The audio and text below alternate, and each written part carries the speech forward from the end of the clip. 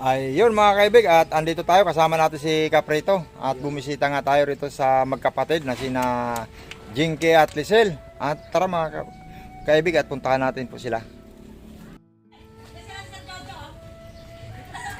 Alam na. Oy, magandang hapon. Ha? Good morning naman ako. Oh, gandang hapon. Kasama natin si Caprito. Yung nakadiscover sa inyo. Buset! Ayan at Gusto po! ayos lang. Dito. Kain po kayo. Okay, sarap ng ulam ah. Oo, bumili po si Jinky dyan sa ano eh. Anong ulam yan? Yung baboy po sir. Ah, baboy. Baboy minsan paminsan. Nilagyan nyo ng bagoong. Mm. Ah, masarap nga yan. Nilagyan ng bagoong. Silisel. Si Lisel. Ito si Jinky. Oh, ang dami nyo ng pinitas nanay na kuha na. Oo sir. Oh, hindi pa naman kuha na. Hindi pa naman Sabado. Biyernes. Ha? Biyernes sir kami namimitas. Oh, hindi pa naman Biyernes. Mamimitas din mo kami sa biyernes sir. Ay, Ano lang kami ngayon yung mga ilang. Ibig sabihin maganda yung usbong ng kuan, ng gulay pag umuulan. Kasi mag-ano lang po kami ngayon sir ng ano kasi wala kaming pang alam mo na, hindi ko naman pwedeng galawin yung puhunan. Oh, hindi ba kayo nagtinda ng balot, Jinky? Suman po sir. Nagtinda kayo ng suman? Upo kayo dito sir. O hindi tapusin mo na pagkain. Nagtinda po kami ng nagsuman muna po kami. Oh, anong nangyari? Ay sa awa ng Diyos ayos naman. Nakapagpaubos din kayo, Jinky? Mga ilang piraso ang nakuha ninyo? 60. 60 pieces. Sa magkano binta mo? Sinampu ko na po. 10 lang? May kinita naman? Ano 375. Ang kinita? Oo. Ah, pwede pala. Kasi ang puhunan namin 224. 224. Pwede pala, ayos pala. Oh. Kaya bukas ulit. Bukas uli. Kaya ngayon mag-aano rin ako ng suman. Pero, di ba matrabaho? Anong mas mahirap, Jinky? Yung pagtinda ng balot o pagtinda ng suman? Pagtinda po ng balot. Mahirap? Bakit nasabi mo mahirap magtinda ng balot? Kasi nga po kagaya po nung sinabi ko, nangangato kami. Ah, nangangato kayo. Pero pag suman po, inaano lang po namin. Madali lang kasi almusal nga po. Almusal sa umaga. Kaya bilis naman ho nila nakaubos. Ah, pwede. Kasi Kasi 10 lang eh. Madali nga maubos yun. 9:23 nakatapos na sila. Oo. Nakatawag na sa akin na tapos na sila, pauwi na sila. At maganda yan at nakapagawa na kayo. Nakapagtinda na kayo ng Maayos ng katawan. Oo. Okay na. Medyo ang sarap lang talaga ng ulam nyo. Hindi, kain muna kayo. Ayun oh. Tinatarya na ni Nanay Delia yung kanyang paninda para bukas pala Nanay Delia, no? Hindi, ngayon yan Ah, tayo tenda. ngayon yun. Ngayon pala. Ah, sige.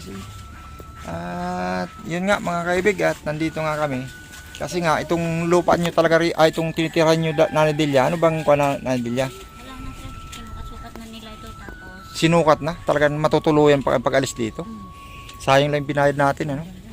Sige na sir, dito na kami. Oh, ano sabi sa inyo nanay? Ano lang kami,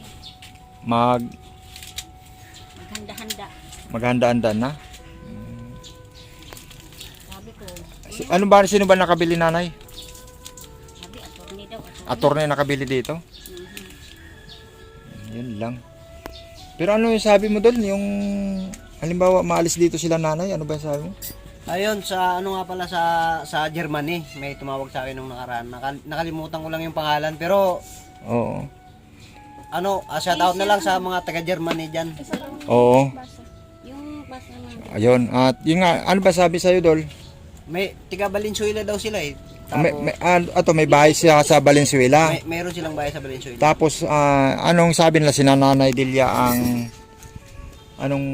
Parang hindi ako sigurado pero nabanggit niya si Si Jinky. Si Jinky. Oo, yan si Jinky. Nabanggit na... Sabi ni ma'am na yung ang nagtitinda daw ng gulay na Oo. kasi may bahay daw sila sa Valenzuela. Sabi naman ayaw daw pa yung anak niya baka pwede daw sila doon. Eh, siyempre, kasama si Nanay Delia. Oo, kasama sila. Oo. Ano ba yung bahay niya doon? May pwedeng pagtaniman? Ang palagay mo? Siguro malaking compound yun. Ibig sabihin wala lang nakatira na... Wala lang talaga nakatira. Merong kung totoo. Hermos Bune. Ay, Delia, Eh kung totoo naman na kwan, eh, kung sakasakali. Kwan lang naman yan, medyo option lang yan. Halimbawa, kung anong kwan, pwedeng tingnan natin, pwede namang hindi, ganun. Di ba? Sir. Oh. Okay, sir, ano? Spinach, ito na lang. Kulitis, halo-halo na. Spinach saka kulitis. Ayun. At yan nga mga kaibig, ito si Nanay Delia, nag-aasikaso nga pala ng pagtatali ng kanilang paninda at ilalako ngayong hapon ni Jinky at ni Lisel. At yun nga, dahil Nanay talagang nasukat na pala itong lupa nyo rito. Oo. So, Parang- meron na nga yun mga sukat, sir. Ayun mga kaibig, at yun nga nakakalungkot mga kaibig, at talaga naman nasukat na itong lupa dito ni Nanay Delia. Anumang oras ay pwede silang makuan dito, mapaalis dito sa lugar na to.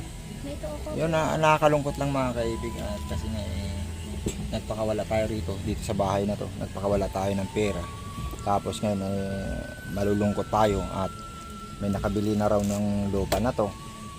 At yun nga, sila Nanay ay nagsabi sa akin na anumang oras ay pwede silang mapalis dito. At yun nga, kung ano man yung magiging hakbang sa mangyayari kinabukasan, sumunod na araw, ay pakuan lang muna natin, magpray muna tayo kay Papa God na sana ay Huwag mo bisa mangyayari yung... oo, na kuan naman na idol, no?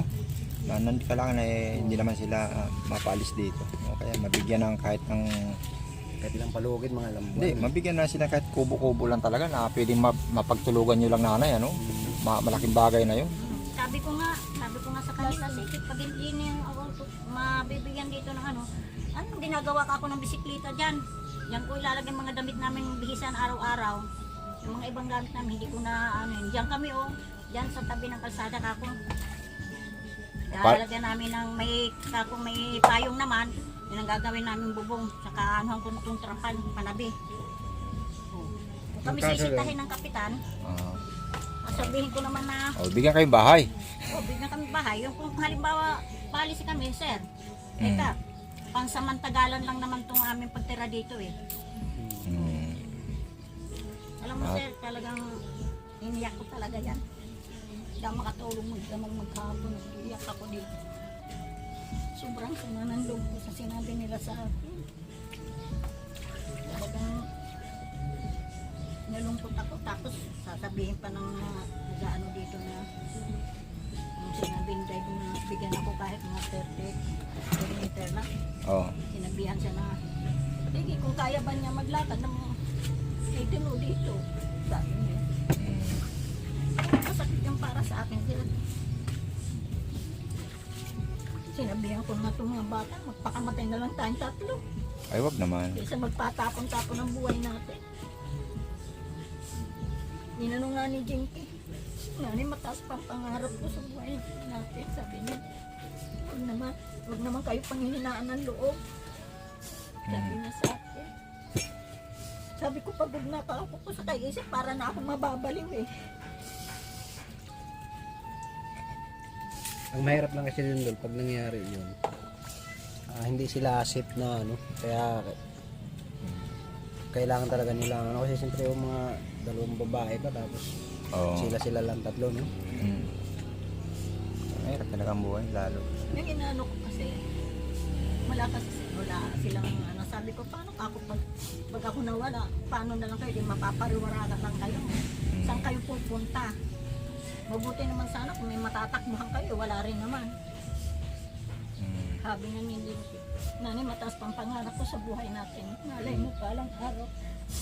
Magkahanap ako ng magandang trabaho, makatapos ako sa pag-aaral ko. Mag-tis-tis na lang tayo kung ano man ang dumating sa ating kayanin natin, sabi niya. Huwag ka naman tayo kapanghihinaan ng loob. Sabi ko kasi ngayon lang nangyari sa buhay natin to, sabi ko. Parang ngayon lang ako na parang na-stress ako ng masyado. Hindi ako kakatulong magdamag. Kaya isip ko kung saan kami naman susuot. Paano mga dalawang batang ito. Itong dalawang bata lang iniintindi ko yung sarili ko, hindi na eh. Wala namang problema sa akin kahit saan ako mapunta eh. Hindi dahil sa mga batang to eh.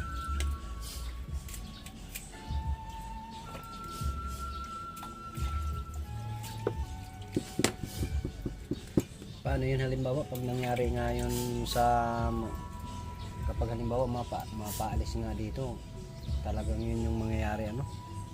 Wala na. Walang ano doon. Ito kasi may-ari na nito yung si ano yung isa nilang kasama na dating pulis. Siya nang kanya na daw ito kanya na. Yung mga tumulong sa kanila nung tumulong sa kanya. Siyempre party-party na sila dito. Sabi ko anong magagawa namin? Kailangan makipagpatayan ako dito sa lupang ito. Hindi naman talaga kaloob sa amin. Kuhain na nila. Aalis kami. Bahala na kami kung saan kami masuot. May kung pa naman. May marami pa namang opsyon, nanay. Kung ano naman yung mangyayari dito sa kwan talaga ninyo. At yun nga lang talaga, nakakalungkot. At yun nga, shoutout po pala sa mga kwan po, kina Ma'am Lady Globore sa Ateron. Ayan, thank you. At sa mga nagmamahal po dito sa magkapatid, kay Jinky at Lisel. At Ma'am Rowena Ruiz, ayan, at mega love shoutout po. At sila nga po ay maglalako na po ng gulay. At ayan mo nanay, at may awa din ng Panginoon kung ano po yung Wala na ako ibibigay. sir, kundi manalangin sa Diyos.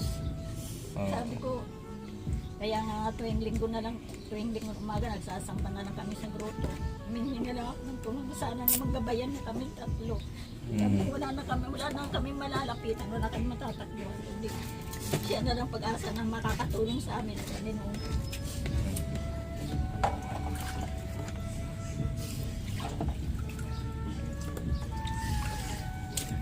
Kawawa naman si ano no? Lisel.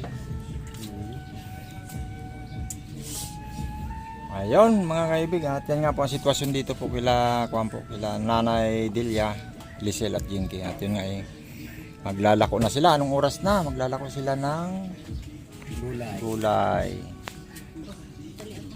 Kailan kayo nagtinda nanay pala na may ibang usapan natin nanay? Kailan ba nagtinda na kayo ng suman? Kahapon? Noong Lunes sir, Nung Lunes. Nag-message ikaw ba nag-message sa akin nanay? siya po ako. Sabi ko yes. Sabi ni Sir Jojo, sabi ko yes. Wala na reply. Hindi naman. Sabihin mo kasi kung ano yung problema mo, ano ba yun? Hindi, yung ban. Kung ano, sabi ko may sasabihin. Wala. Okay, yun lang nanay. At siyempre, yan nga, maglalako nga yung magkapatid. At nababasin ako sa magkakapatid eh. Kaya, sobra daw yung kwan. Kailangan magkapatid lang. Sobra daw yung magkapatid. Hindi yung magkakapatid. Sobra na yun doon. Sobra. Kailangan magkapatid lang. At yun nga, ito maglalako na uli sila ng spinach at kangkong, saluyot. Ayun.